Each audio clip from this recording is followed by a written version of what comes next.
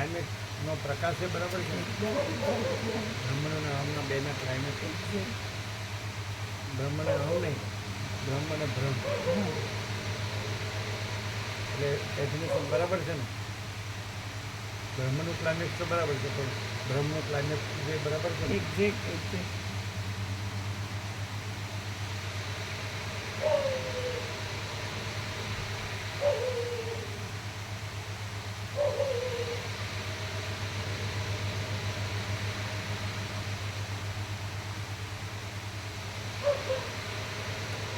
આ ક્યાં આગળ બોલે છે?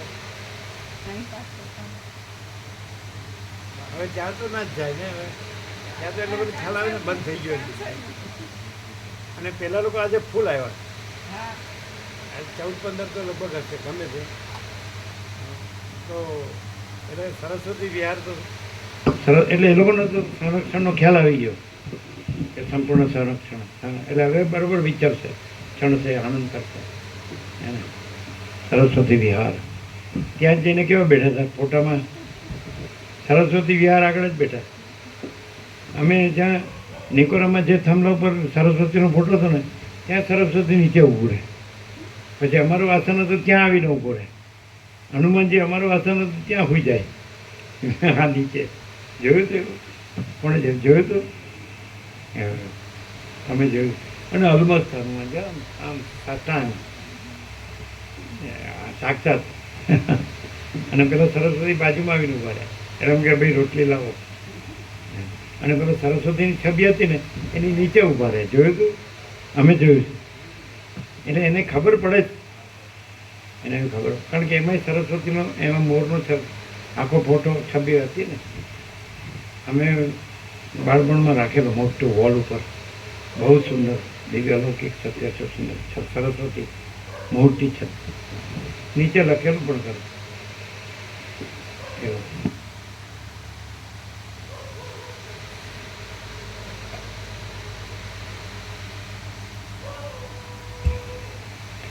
જે દ્વૈતપણું છે તે માત્ર ચિત્તને લીધે છે. એટલે કે જ્યારે ચિત્ત દ્વૈતપણાનો વિચાર કરે છે ત્યારે દ્વૈતપણું જણાય છે, અને અદ્વૈતનો વિચાર કરે છે ત્યારે અદ્વૈતપણું જણાય છે.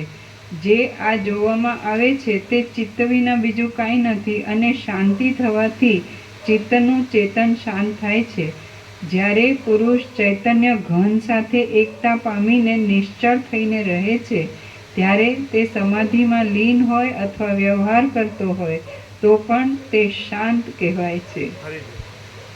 જ્યારે પુરુષ ચૈતન્ય ઘન સાથે એકતા પામીને નિશ્ચળ થઈને રહે છે ત્યારે તે સમાધિમાં લીન હોય અથવા વ્યવહાર કરતો હોય તો પણ તે શાંત જીવનમુક્ત કહેવાય છે. નશો કરવાથી જે માણસને થોડો નશો ચડ્યો હોય તેનું ચિત્ત ક્ષોભ પામે છે, પણ જેને ઘણો નશો ચડ્યો હોય તે શાંત રહે છે અને કાંઈ ક્રિયા કરતો નથી. તે જ પ્રમાણે સૂક્ષ્મ ચિત્તાકાશ, સ્થૂલ ભૂતાકાશ વિચિત્ર પદાર્થનો અનુભવ કરે છે, તથા ઘન ચૈતન્ય ક્રિયા રહિત રહે છે, ચિદાકાશ રહે છે. બ્રહ્મના પરમપદને વિશે રૂઢ થયેલા ક્રિયા રહિત, એટલે સ્પંદ બ્રહ્મ રહિત, ચલન બ્રહ્મ રહિત, સંવેદન બ્રહ્મ રહિત, સ્ફુરણ બ્રહ્મ રહિત. સાયન્સ છે એ ક્રિયા બ્રહ્મથી બધું જુએ છે, એટલે બ્રહ્મમાં જ રહે છે, અને ક્રિયા બ્રહ્મ છે જ નહીં. પેલો ઈશ્વરની ક્રિયાશક્તિ એમ કરીને આવ્યું હતું, એટલે સૃષ્ટિથી પણ એ છે જ નહીં, ક્રિયાશક્તિ નથી એટલે ઈશ્વર નથી. સમજાય કે નહીં? એટલે જે સ્ફુરણ શબ્દ છે એ ચલન બ્રહ્મવાચક છે. હાલવું બધું જળનું હમણાં સ્ફુરણ શબ્દ આવ્યો હતો, વાયુનું ચલન, જળનું ચલન, એ સ્ફુરણ શબ્દ ચલનવાચક છે. એ છે જ નહીં, પેલી જળ જ છે, વાયુ જ છે, ચલન બ્રહ્મ છે જ નહીં. અને એટલે એ જ માયા, એ જ અવિદ્યા. પછી સંકલ્પ બ્રહ્મ ને પછી દ્રશ્ય બ્રહ્મ, પણ એ નથી. વરાળ જળ બરફ નથી ને આકાશ જ છે, એટલે ચિદાકાશ જ છે ને માયાકાશ, ચિત્તાકાશ, ભૂતાકાશ નથી.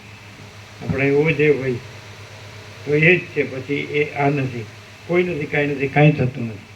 એટલે તો વૈજ્ઞાનિક ત્યાં સુધી નથી પહોંચ્યો. અને એટલે વૈજ્ઞાનિક એ દાખલા તરીકે એ ચંદ્રમાં જાય, મંગળમાં જાય, ગમે ત્યાં અનંતમાં ગમે ત્યાં જાય, પણ એ શેમાં છે? એ બધું કારણ સૂક્ષ્મ સ્થૂલ અવિદ્યા વાસના ચિત્ત હમ જગત છે જ નહીં. શૂન્યવાસ अनंत कोटि महाकल्पो आएगी. अनंत कोटि ब्रह्मांडो ત્રસણું जैसा भास है, भास हुआ नहीं, है नहीं, होगा नहीं, होता नहीं. तो અહીંયા કેવું છે?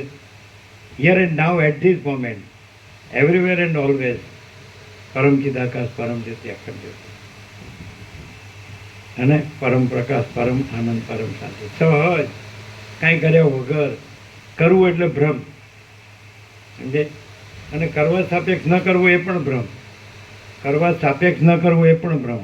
અને કરવું ન કરવું કોઈ ભ્રમ નથી. અને પરમ ચિદાકાશ, પરમ પદ, પૂર્ણ વિશ્રાંતિ, સહજ જો હૈ સો હૈ.